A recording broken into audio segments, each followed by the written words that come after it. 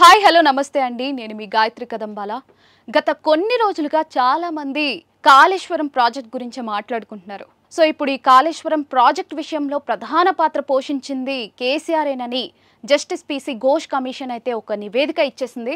So ఈ నివేదికను July 31వ తారీఖున ప్రభుత్వానికి సమర్పించింది. సో ఈ నివేదికను అధ్యయనం చేయడానికి ఒక ప్రత్యేక బృందాన్ని కూడా ఏర్పాటు చేసింది ప్రభుత్వం. ఈ బృందం ప్రస్తుతానికైతే 10 పేజీల రిపోర్ట్ని అయితే తయారు చేసింది. దాన్ని క్యాబినెట్లో ఉంచడానికి కూడా రెడీగా ఉంది.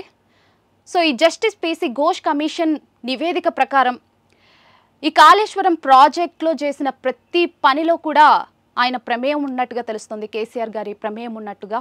సో ఈ కాళేశ్వరం ప్రాజెక్ట్ను తుమ్మిడిహట్టి నుంచి మార్చడం దగ్గర నుంచి కూడా అందులో కాంట్రాక్టర్లు ఎవరైతే వర్క్ చేశారో వాళ్ళందరి సెలెక్షన్ వరకు కూడా ప్రతి దాంట్లో ఆయన ఇన్వాల్వ్మెంట్ ఉన్నట్టుగా తెలుస్తుంది. ఈ నివేదికల్లో అవి కూడా ఇంక్లూడ్ చేశారు.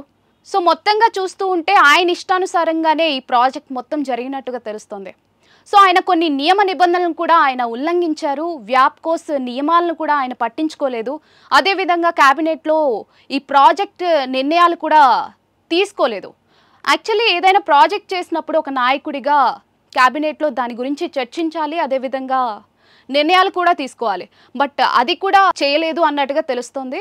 మొత్తంగా చూస్తూ ఉంటే ఆనాటి నీటిపారుదల మంత్రి హరీష్ రావు, అదేవిధంగా ఆర్థిక మంత్రి ఈటల రాజేందర్ గారి పాత్ర కూడా ఇందులో ఉన్నట్టుగా ఈ నివేదికలో పేర్కొన్నారు.